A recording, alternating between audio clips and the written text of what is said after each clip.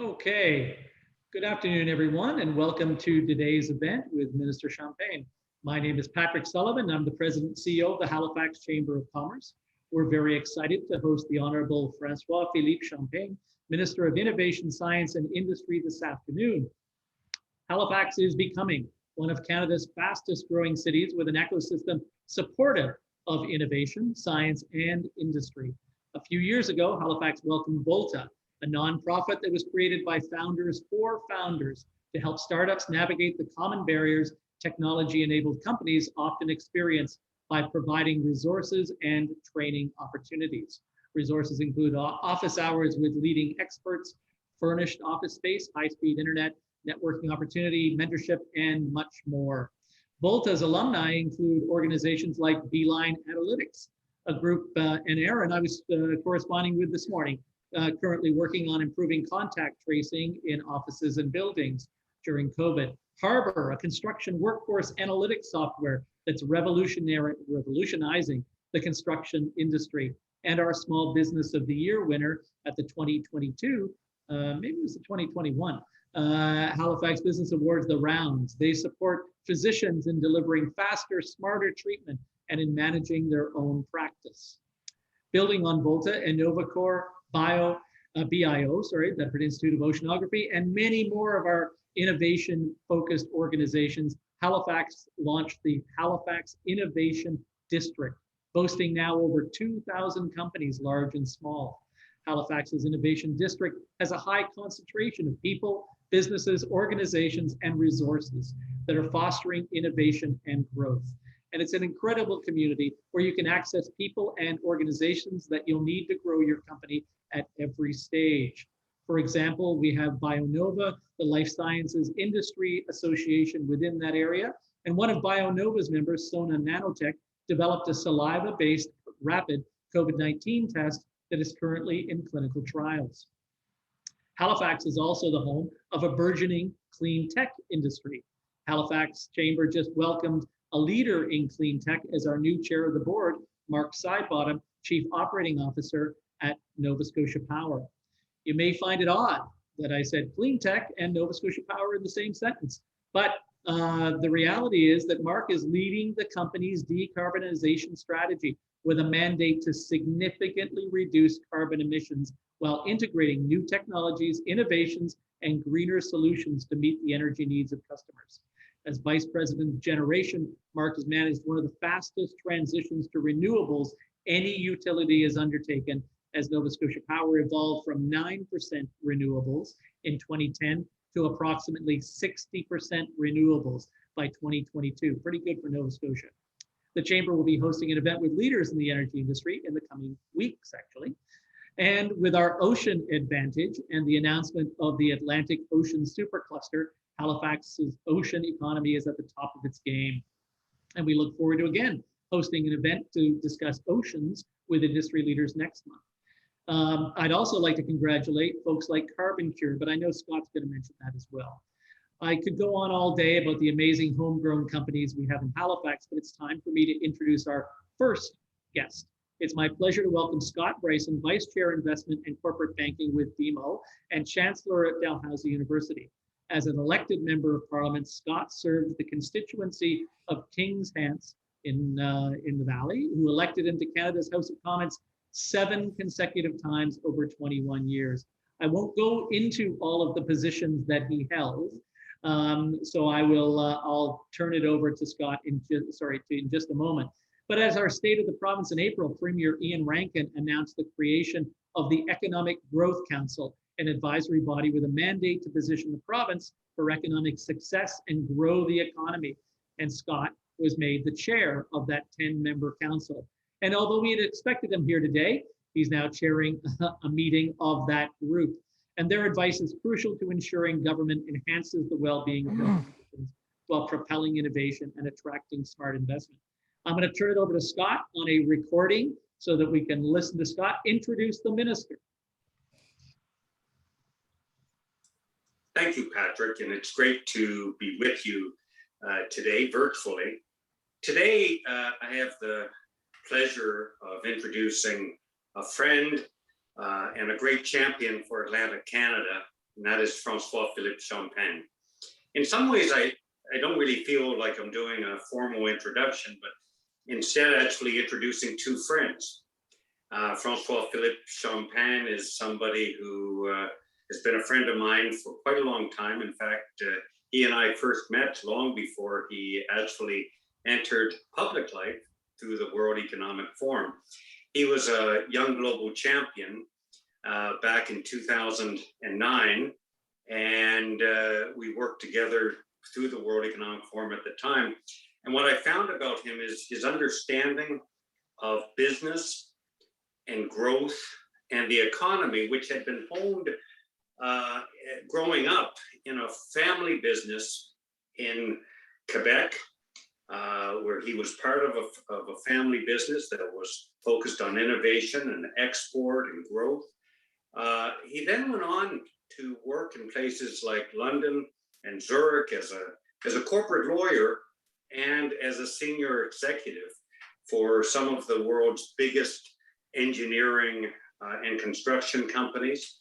He has a deep understanding of business and the economy. And I can tell you, having served in the House of Commons with François-Philippe, both obviously as a member of Parliament, him representing a rural and small town riding in Shawinigan, Quebec, me representing a rural and small town riding in Nova Scotia, King's Hands. What I found about François-Philippe was that he had a great understanding of business, but also the business community and growth opportunities in smaller centers and mid-sized centers. Places like Nova Scotia, where smaller town communities play a very important role. And beyond that, I can tell you that as a minister, and having served in cabinet with him, whether it's when he was Minister of International Trade, when he helped get the CETA agreement, Canada-Europe trade agreement across the line, or the Trans-Pacific Partnership, he understands the importance of trade to Canada, and he really understands the importance of trade historically, today, and in the future for Atlantic Canada. I've also seen him through his role as Minister of Infrastructure. When I worked with him very closely, and I can tell you, he was a champion for Nova Scotia, ensuring that the federal government invested not just in any infrastructure in Nova Scotia and Atlantic Canada, but in smart infrastructure that would drive productivity, competitiveness, and growth. I've also watched him as Minister of Innovation, Science, and Economic Development. And I got to tell you, he's doing a great job. He understands the importance of innovation to growth and opportunity. And really, some of the key areas of opportunity and strength from Halifax and Nova Scotia is right down the center of his fairway in terms of innovation. We have one of the best startup and scale-up environments anywhere in North America. Whether you're talking about clean tech, or successes like Carbon Cure, or Novonics, or ag tech with the opportunities being developed through Perennia and Dalhousie School of Agriculture, including True Leaf and vertical farming. There's just a real confluence of factors right now that are driving opportunities for Nova Scotia. And I can tell you as friends at the Halifax Chamber of Commerce, when I said that I was introducing two friends, I have great respect for the Chamber and its members. And François-Philippe Champagne is not just a voice for business in cabinet. He's a voice of business. He understands business. He understands growth, competitiveness, fiscal responsibility. And I know you're going to have a great conversation today with him. I appreciate this opportunity to bring greetings and introduce my friend François-Philippe Champagne to my friends at the Halifax Chamber of Commerce. And as we move forward out of COVID and into a period of what I believe to be growth and opportunity for Nova Scotia, I want us to always remember the role that the Chamber of Commerce has played as a partner with governments in Nova Scotia, as a good corporate citizen, most recently working with CDL at Dalhousie on the rapid testing project, which I think it has been really important. So I want to thank the Chamber and your members for not just being a good voice for business, but being good citizens of Halifax and Nova Scotia and Atlantic Canada. And I want you to join with me and welcome François-Philippe Champagne, Minister of Innovation, Science and Economic Development, a great friend of Nova Scotia and a champion for Atlantic Canada, somebody who I've been proud to welcome even before he got to public life to Chevery, Hants County, Nova Scotia, which all of you know is kind of the center of economic and social activity for Nova Scotia. So François-Philippe is a true friend, not just of mine, but of yours, a friend of business, and somebody who deeply understands the entrepreneurial opportunities and potential and instinct of Nova Scotians to drive growth as we emerge from this COVID environment. So thanks again, Patrick. And ladies and gentlemen with the Halifax Chamber of Commerce, please join me in welcoming the Honourable François-Philippe Champagne. Thank you very much. Well, bonjour à tous et à toutes. Good afternoon, everyone. Now you understand, while in cabinet, you want to speak before Scottbryson, you know? You understand that everyone needs a Scott in his life because he's a true friend. And actually, Patrick, there was a time if I was wondering, am I the one introducing Scottbryson or Scott introducing me?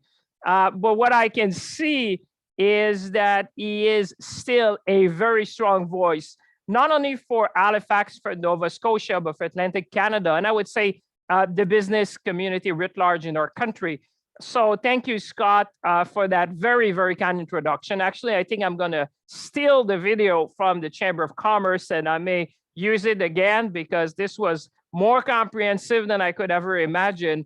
And I just want to say thank you again. And I think I can say that publicly. I miss you, my friend. You are a true champion in our cabinet, and you continue to serve now even the people of Nova Scotia in your new role. And we'll have a chance to catch up in Chevery not too long from now.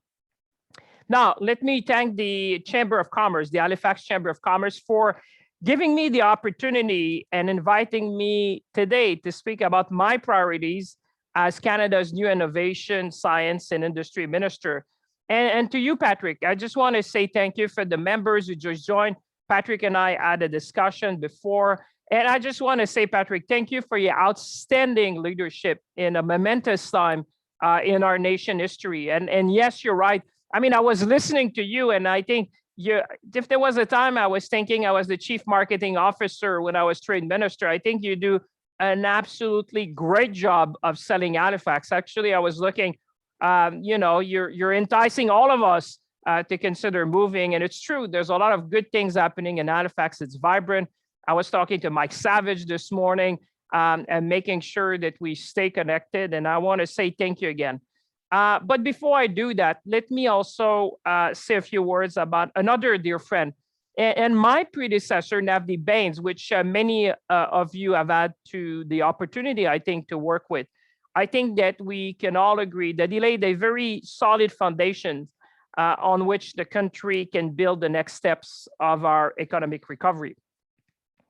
Dear friends, I may be new to this portfolio, but I think I can humbly say in front of the Halifax Chamber of Commerce that I've been around the block quite a bit, at least for the last 6 years when I was, since I joined public office in Ottawa. And it feels, I must say, Patrick, that many of your members still have my cell phone because it keeps ringing.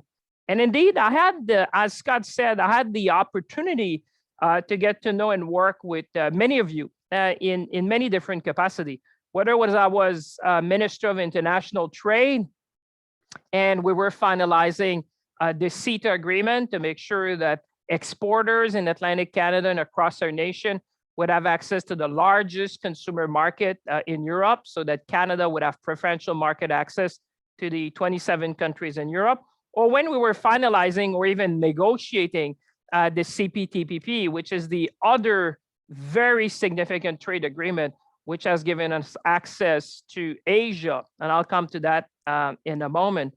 And I'm reminded of my day when I was Minister of Infrastructure and my very good work and interaction with Mike Savage, the great mayor of Halifax. And more recently, when I was Minister of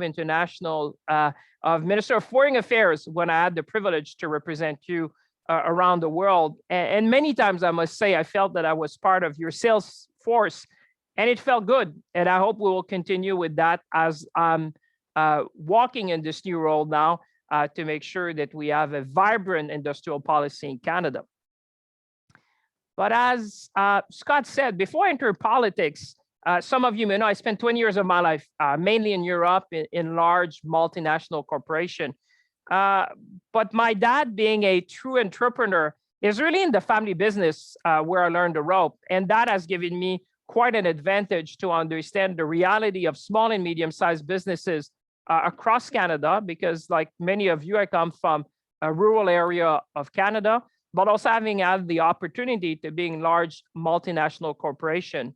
So being Minister of Innovation, Science, and Industry, it's been like an homecoming for me. You know, it's getting back, working closely with you in the next step of our industrial policy.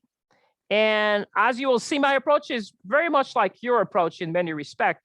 It's to take strategic, immediate action with a long-term vision.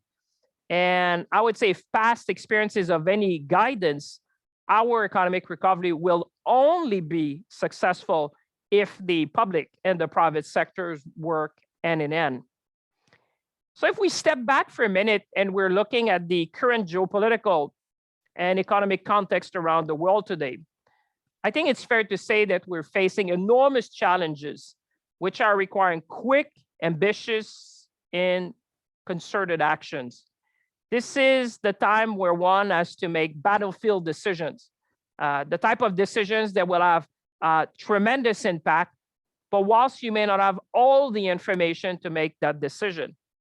And indeed, if you're looking at the world today, we're facing two major crises.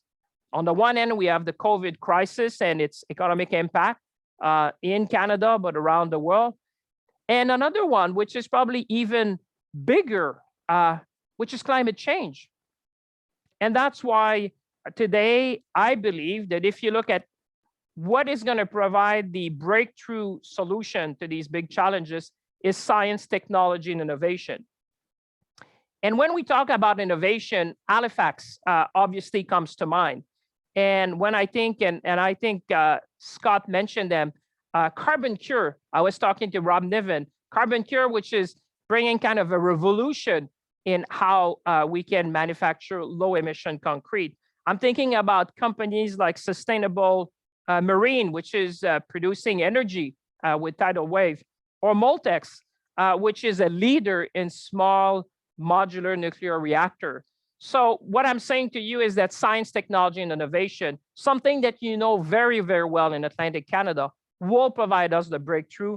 And that's why we need to invest and double our effort to make sure that we become a powerhouse when it comes to technology and innovation. But let me start with the pandemic. A year ago, our country, and I would put it to you indeed, the world, was hit by the most severe public health crisis in more than a century. The economy came to a halt. I would even say that the world went on pause. And at the same time, we launched the largest repatriation effort in our nation peacetime history, where we had to repatriate hundreds of thousands of Canadians.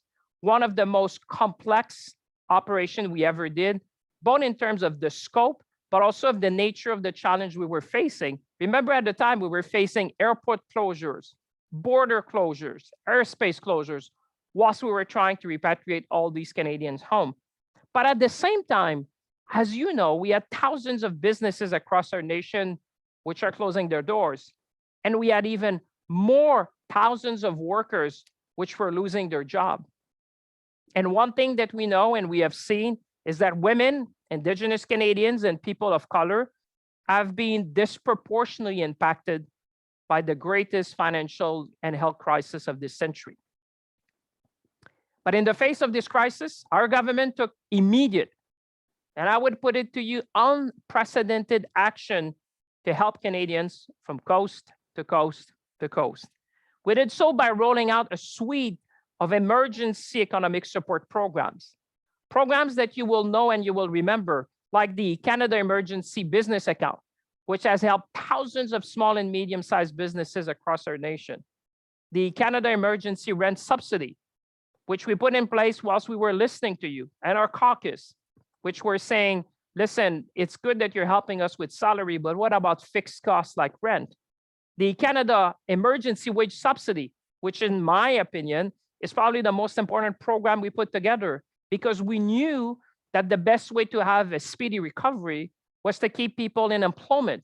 That for me was the cornerstone of how we can help Canadians across our nation.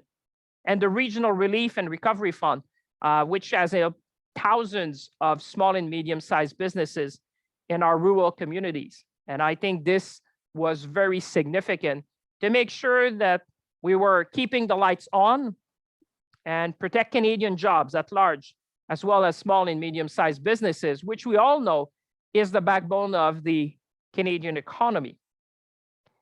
And thanks to these programs that we were putting in place at the time, Canada has recovered jobs from COVID-19 nearly 40% faster than our US friends. But one thing is sure is that we're not out of the woods yet. I think we can all agree with that. But we can all agree as well that we are turning a corner. With millions of vaccines coming in our country and millions of people vaccinated, we are turning the corner.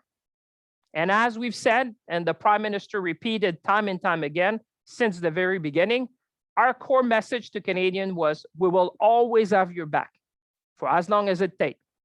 And I think this central message that was repeated was well received, and it was felt all across our nation. It gave people the confidence that we would get through this together in a very Canadian way. So while the pandemic has brought about serious and challenging situation in many, many respects, it has also opened up opportunities that Canada must seize on a going forward basis.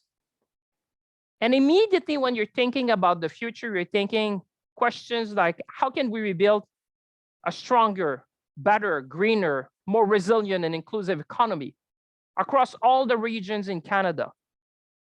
How do we make sure that we invest strategically and fully leverage our strengths in science and innovation to become more competitive and to create the jobs of today and tomorrow in the economy of the future?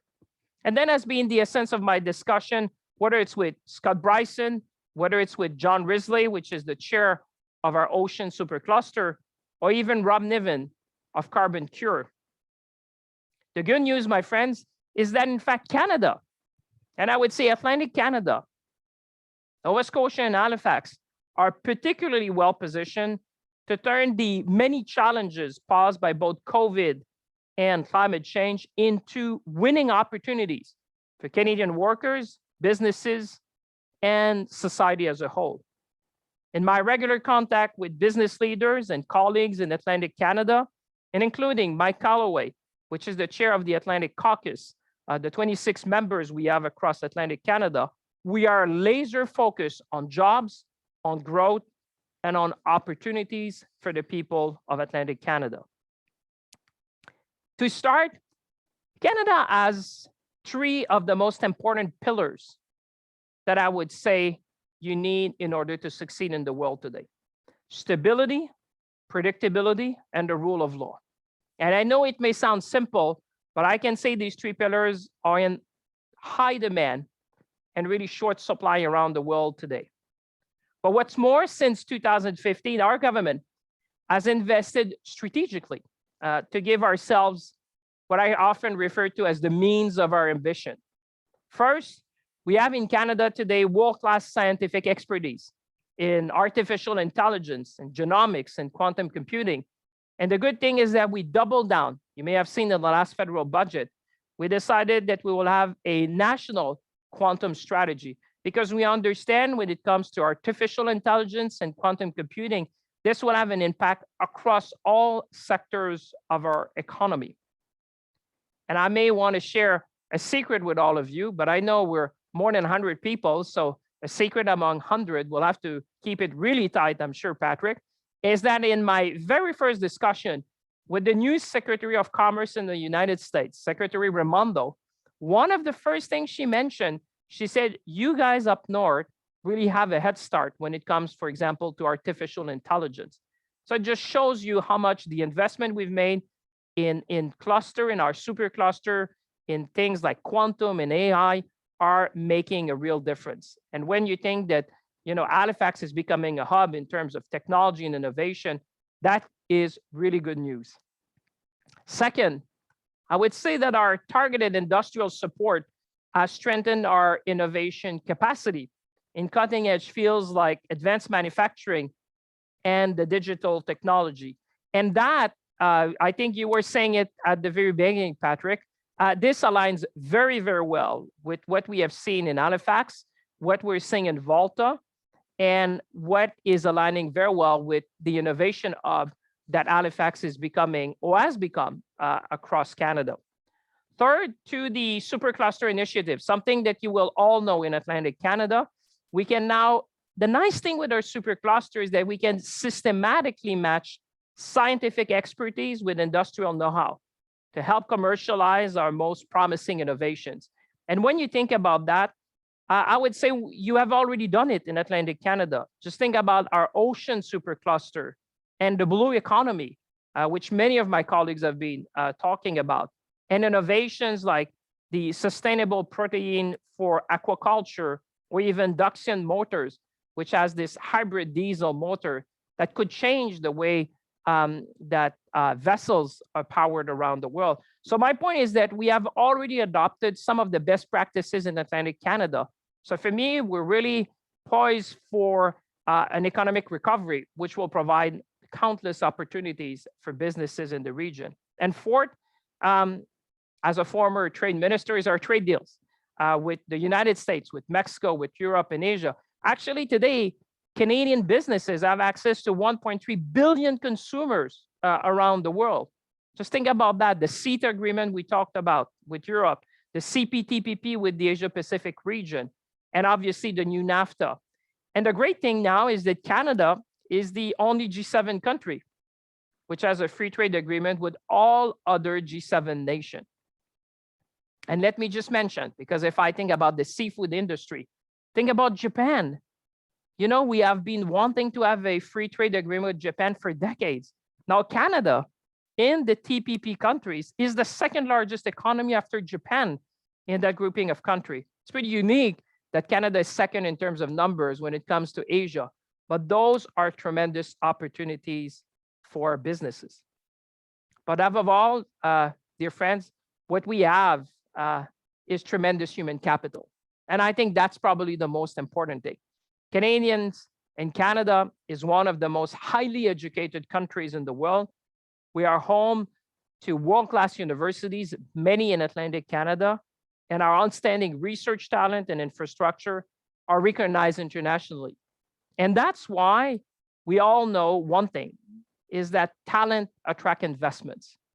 And that's why our strategy when it comes to skilling, upscaling, reskilling is so important to maintain the talent pool that will attract the investments of today and the ones of tomorrow. Which brings me to talk to you about our priorities. And like I said before, what we need to do is to leverage the strengths that are science, technology, and innovation and transform them into opportunities that will not only enhance our health and safety, but also the bottom line for businesses all across our country. And I plan to do that by focusing in the immediate future on two sectors which will be well known to you. The first one is biomanufacturing, and the second one is the green economy. On the biomanufacturing sector, we are in the process, you've seen, of reversing a trend which started almost 4 decades ago. Last March, you may remember when the World Health Organization declared a pandemic. Actually, it was the 11th of March, 2020. Within a month of that, we had already put close to $1 billion to rebuild our domestic biomanufacturing capabilities because we knew that we had a lot of work to do. And that was just the beginning, because if you've seen in the last federal budget, we decided to invest even more to make sure that we would have the means of our ambition. We added another $2.2 billion to make sure that we would have a strong domestic biomanufacturing sector. And you probably saw that I recently announced a number of biomanufacturing investments to advance the Made in Canada vaccine and therapeutics project. And there again, I have to say that Atlantic Canada is very well positioned in that sector. You just have to think of BioVectra in Prince Edward Island, one of our flagship life sciences company in Canada. And I can assure you, my dear friends, that you can expect more of these investments in the coming weeks and months. I just need to have a bit more time to make sure that I can announce all of them, because yes, we have been able to attract investments in Canada. Because one thing that we have learned through this pandemic is that we need to improve our domestic capacity. We need to make sure that we are better prepared and more resilient, whatever may come next. I don't have a crystal ball, but one thing I know is Canadians want us to be more resilient, to be able to onshore as much of that manufacturing capacity that we can in Canada. And that's certainly one of my primary missions. But we're also making these investments to improve our global competitiveness in one of the sector which invests enormously in innovation. And we know that innovation leads to prosperity. So over time, I believe, with your help, that we could even become a biomanufacturing export platform for the rest of the world. Because as we've seen with COVID-19, it's not good enough that everyone in Canada being vaccinated, but we will be impacted until everyone is vaccinated in the world. In short, I certainly see an opportunity to not only ensure resiliency, but as a driver for economic growth, for increased competitiveness, and certainly for job creation. And we have also been there since the very beginning to seize the opportunity and to invest in a number of companies. You can just look around, for example, Novavax in Montreal, which has decided they chose Canada to make their investment. You can think about BioVectra in Charlottetown, OIMV in Dartmouth, very close to Halifax. These companies, we seize the opportunity to invest early on. And our strategy is working and starting to yield results. Obviously, we started with a, like I said, 40 years of decline. So we're turning the ship. But in fact, if you look at just recently, Medicago, one of the company which we invested early on when we saw the pandemic coming, just announced that it started phase 3 trials of its experimental COVID-19 vaccine. So while there's still very much a lot of work to do, we are rebuilding the ecosystem from one investment to the other. So while we're overcoming COVID and the COVID pandemic, we still face one of the greatest challenges to humanity, which is climate change. Greening our economy is a top priority for our government, as I would say it is for most Canadians. That's why we've made climate action a central part of our jobs and economic recovery plan. We are living in an era where more and more consumers are seeking environmentally friendly products. It's no surprise that you're seeing business of all sizes are making investments to shift and green their production. And we as a country have an opportunity to be at the forefront of this transformation and making Canada a leader in this area. And we are making the investments necessary to make sure that all sectors of our economy adapt to this new reality. This is not only about a cleaner future. It's about economic growth. It's about competitiveness. It's about jobs. This is about our collective future. In my view, this is not just the right thing to do, but if you need an economic argument, that's the smart thing to do.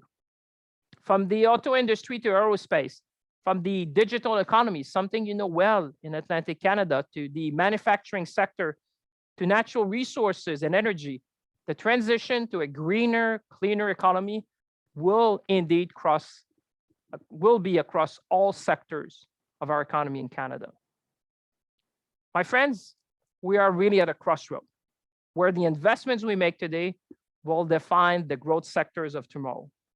And I would say offering countless opportunities to small and medium-sized businesses across our nation, particularly in the vibrant clean tech sector that we see here in the region. So let me sum up. The world is in the midst of an economic reordering, I would say, which is probably comparable to the Industrial Revolution.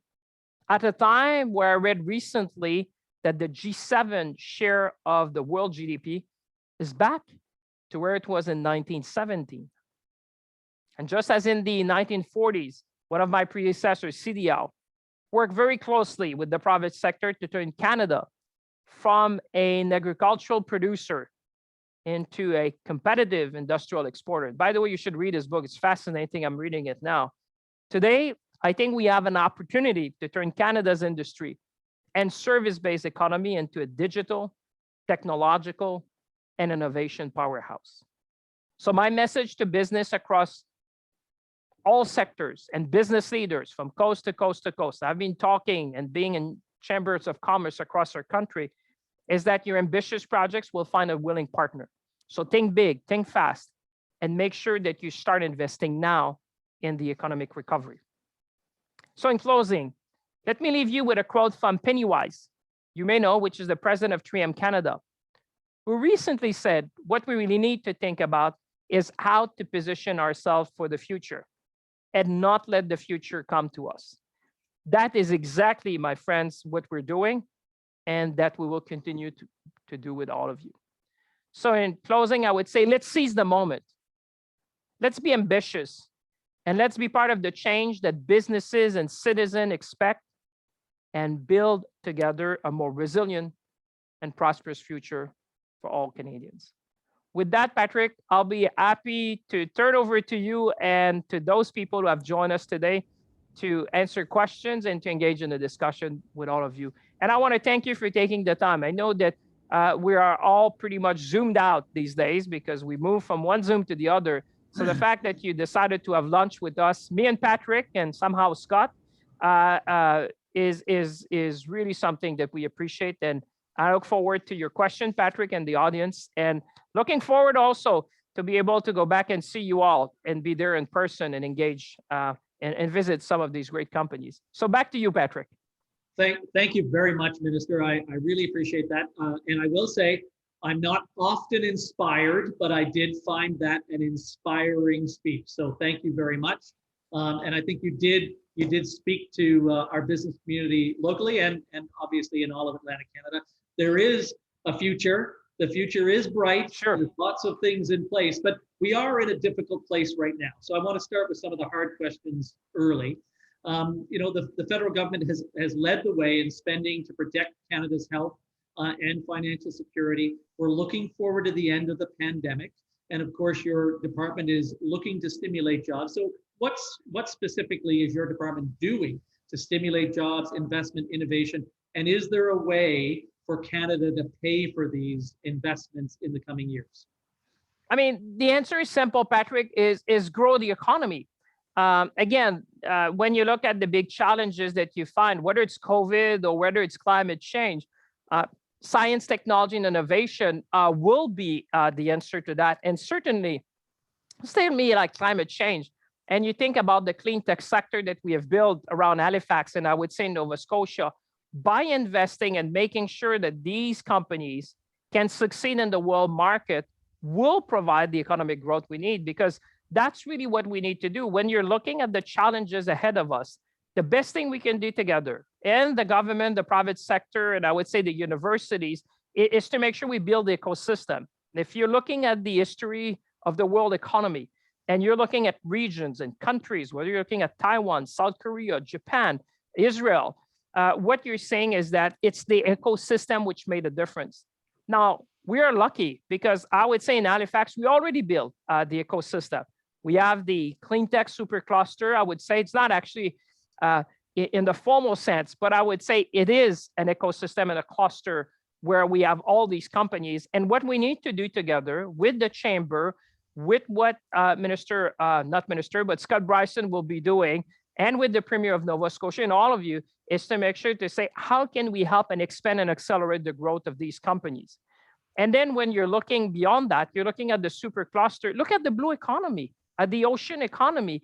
I mean, how many opportunities can you imagine there when the world is looking at new technology? We're talking about tidal wave, for example, to produce power. I was very inspired by that company, and I must say I've not yet visited them.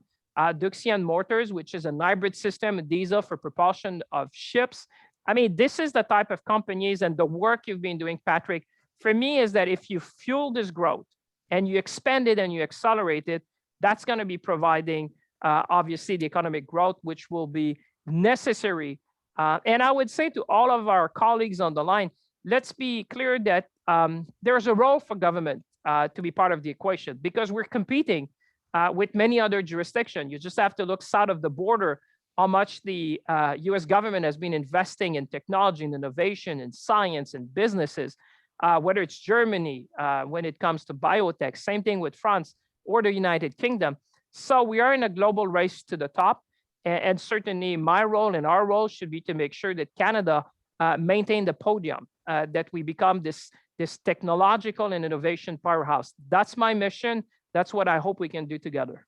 And I'm very glad to hear you say that. And I think it's a great global view. Often people look at provinces. We need to look worldwide to see some of these things. I want to hit again, I guess, the pandemic. And then I want to get on to some of the good questions. CEBA. So if you can take back to your colleagues in cabinet, or if you have a response on the Canadian Emergency Business Account, Nova Scotia is in the third wave, other provinces are in a third wave. Is there possible support and another round of CEBA that could be coming? Well, we're always looking at what's possible. I think Minister Freeland put a budget recently. We extended some program to September. We understand that we're still in some parts of the country to difficult time. And the overarching principle that the Prime Minister had established from the early days, I would say almost from day one, is that we will have your back for as long as it needs. Now, we need to make sure that as we intervene as government, that we support businesses, that we support employment across the country. We do that in a smart way because we're talking about public funds, and I'm sure people want us to balance and make sure that we are targeted in our support. But I'll certainly bring your voice back to cabinet because one of the things we've been doing is listening to colleagues. I mean, I must say that in Atlantic Canada, you've been blessed with Lawrence in Prince Edward Island. You have Dominic in New Brunswick. You have Bernadette in Nova Scotia. Seamus, Minister of Natural Resources in Newfoundland, Labrador. Plus Mike, which is doing a great job. Mike Calloway as our caucus chair. I can share. I can tell you, when they speak, we listen. That's for sure. And you have some strong voices. Maybe Scott went in the private sector, but the colleagues who are there make sure that we hear and we understand the specificity. And I understand what you're saying, Patrick. You know, I come from a rural part of Quebec, and I was Minister of Infrastructure. And I often said, you know, the voices, the different voice in our country. I remember when I was Minister of Infrastructure, when I went in rural Canada, people were talking about connectivity. When I was going in urban center, they were talking about mobility. And certainly, I am a big believer in Atlantic Canada because I believe our trade agreements are going to make a difference. Actually, you're much closer to Europe than some other cities and regions across our country. I believe that this trade agreement still has to deliver its full potential for small and medium-sized businesses. I've seen the numbers when it comes, for example, on seafood to even some Asian market. And the opportunity, I would say, Patrick, that we have seen now that we have a US administration, which is very well aligned with our priority about the green economy and the greener future. And when you think you have this cluster of clean tech, I'll just say carbon cure is one. And I know I don't want to say everything now because I need to save a bit for you to reinvite me. But we've been looking at what we can do, not only on a Canadian basis, but continental basis. And it's the same discussion I had with Oliver Techno when I talk about BioVectra and Prince Edward Island. It's not just what we can do for Canada, but how can we use BioVectra to become a champion in the world? And you're absolutely right. Carbon Cure is a great example. We work with Jennifer here, who's the president of the organization. I know she's on Scott's group, the council as well. So, you know, a great organization that recently won, I think, the X Prize. So great, or A Prize. No, amazing, amazing. We should all be supportive, and this is a gem that we have in Canada.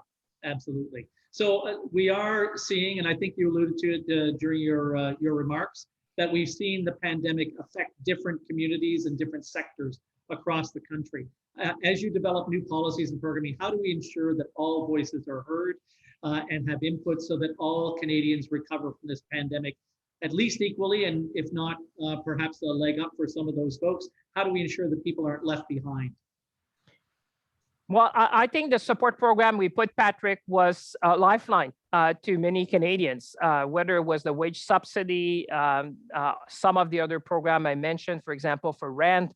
All these things have allowed us to, I mean, the biggest thing we did, I think, you know, history will be looking back, but I think was to maintain millions of Canadians in employment. I mean, that was the best way in order to make sure that we'd have a speedy recovery. And when you're thinking about voice, I mean, how many times did I speak to John Risley and others in the region to make sure that the specificity and the need, I just think of the supercluster, the Ocean Supercluster that we've put, the benefit that this is deriving for the whole region. And I would say my colleagues from Atlantic Canada, well, you're blessed by the type of representation we have in that part of the country to make sure that no one is left behind. Same thing, for example, on connectivity. You know, coming from rural Canada, for me, when I heard that to our universal broadband fund, we were connecting more people in Atlantic Canada that needed to be connected. Those are the type of the structural investment that you say we leave no one behind. Because today, for me, being connected is a bit like the electricity in our last century. Everyone needs to have broadband access. Those are the type of investments that we're making that will make a difference in the lives of people. And you're right, we need to make sure that's why I was saying we need to have a more inclusive growth, a more sustainable growth, a greener recovery. And I think it's really an opportunity. And for me, there's something of a generational equity. You know, we know that young people have suffered particularly tremendously. You know, I have two young girls, and, you know, when they go to school open and close, it's been difficult.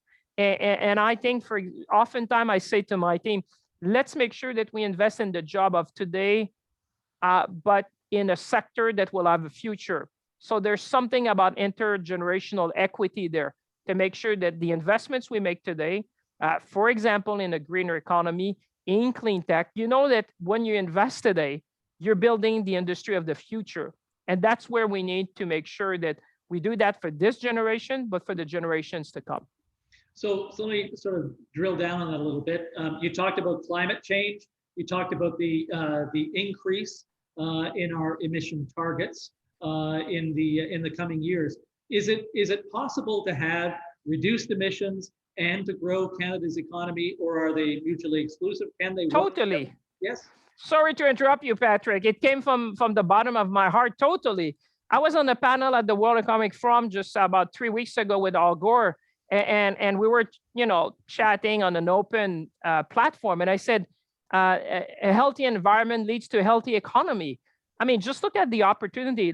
Just look at what global finance is doing around the world, supporting now or de-investing or supporting a lower carbon economy across all sectors. It's not just Canada.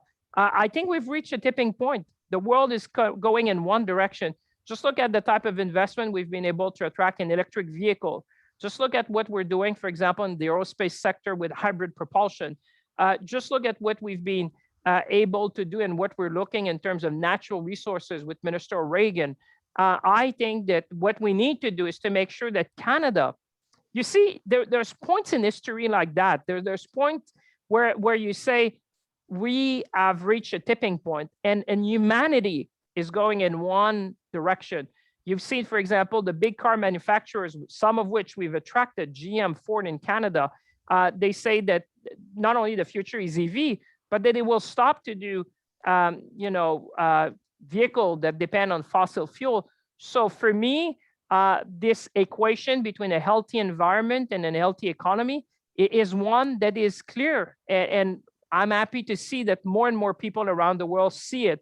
And I can say when I was on that panel, it's clear to the world, and it's clear to the world of finance, it's clear to the world of industry, it's clear from citizens. Citizens have been driving us, and our young people have been driving us in that direction. They understand that you can create jobs, you can create growth, you can create a sustainable economy if you invest in the future, and the future is definitely green.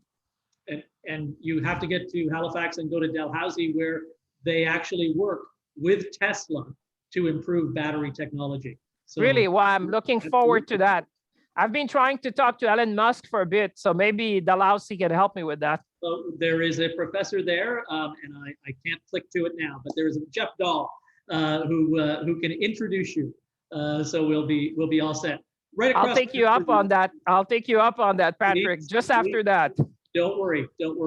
So it's been acknowledged that travel and tourism, hospitality and cultural arts have been impacted by this pandemic. Does your department play a role in supporting these sectors to ensure not only their short-term survival, but help them regain the prominence they deserve as economic drivers? Sure. And I would say Minister Joly, my colleague, has been taking a leading role in that. As you know, we've been looking at a kind of a health passport, to make sure that we can look with our colleagues of the G7, how can you eventually, when the pandemic is under control, how can you reopen and safely, and how we can look. I mean, the Atlantic bubble has been very successful. I have to say kudos to all of you in Atlantic Canada. You've shown the rest of the country how when people come together, you can do great things. And I think this is a great success story. But certainly, yes, this is a sector. I mean, we have seen it, Patrick. I mean, some sector of our economy have been booming during this pandemic, and some others have suffered greatly. I think about restaurants. I think everything from hotels. I think anything which has to do with hospitality has been very, very severely hit by the pandemic. So yes, we have that front and center in our mind, because that employs a lot of Canadians. And we need to make sure that we do that in a safe. We're looking at some best practices around the world, I must say. As a former foreign affairs minister, I look what's going on in Europe, what's going on, particularly in Europe, and our colleagues, whether it's in Germany, France, or the United Kingdom, to try to see how you can do that safely. But certainly what the Prime Minister has been focusing on is to make sure the first thing was to vaccinate people. And that was the priority number one, because this is a proxy to be able to reopen the economy. And I'm happy to see that millions of Canadians have been vaccinated. Now, if we continue with some of the health and safety measure, I think we can look forward to the reopening of a number of these businesses, which have been vital in Atlantic Canada, but I would say in many parts of the country, and certainly in my own town as well. So everyone is looking forward to that, and I think there's light at the end of the tunnel. Okay, I've been corrected, by the way, in the Q&A. It's Jeff Dawn, not Dahl. So but we can still ensure that we can get Dalhousie to introduce you. So don't definitely, I look forward to that. I think we can do great things together. Okay. Small to medium-sized enterprises are the backbone of the economy. I know you've acknowledged that many times. They employ the majority of the Canadian workforce, yet the perception is that big businesses are getting some of the benefits that are provided from various departments of government. Is that an incorrect perception? And is there something you can do to assure the small to medium-sized enterprises that are watching today how important they are to the government? Well, I would say, Patrick, they're not just important, they're essential. I mean, I think 98% of businesses across Canada are small and medium-sized businesses. They employ the vast majority of Canadians. So therefore, that's why so many of the programs have been tailored for small and medium-sized businesses, because we knew that they were the ones hurting the most through this pandemic. And, some of the big businesses could probably do otherwise, but small and medium-sized businesses definitely they needed support. That's why these programs that we have, and the wage subsidy comes to mind immediately, because if you're small and medium-sized businesses, you don't have the cash flow to support, particularly if sales are down, there's no way you can support people over months and even beyond a year. So this has made a tremendous impact, but I'm always willing to listen to you, Patrick, your members. And if people think there's things that we could do that we have not done, certainly happy to look into that. But I can assure you that small and medium-sized businesses are paramount because I think, to be honest, I think, Patrick, they're going to lead the recovery. Right. Because it's small and medium-sized businesses, some which are bringing innovation, and we mentioned a number of them today. If you allow them to expand and accelerate, I think they can provide the growth, the jobs that are much needed in order to speed up our recovery. That's great to hear, Minister. So I think we're running out of time. Is there anything you'd like to leave us with, Minister, as we wrap up our time together? Well, you're very kind, Patrick. I'll use these moments to just say thank you to everyone who's been joining us today. The key message that I had for you today was really you have a willing partner. Certainly, we are keen to invest with you. Bring me your most ambitious projects. The time to invest is now. Think big, think fast. The three things I said at the end: seize the moment. I don't think there's ever been a better time in history to look at new markets, to invest, and to think big. I would say let's be ambitious. You know, that's something in Canada we need to continue to be ambitious. I think we have everything to succeed. And I think that together, Patrick, we really are at an inflection point where we can together bring Canada as an innovation technology powerhouse, bring the job of the future, bring prosperity across our nation, and make sure that we leave a better world to our kids.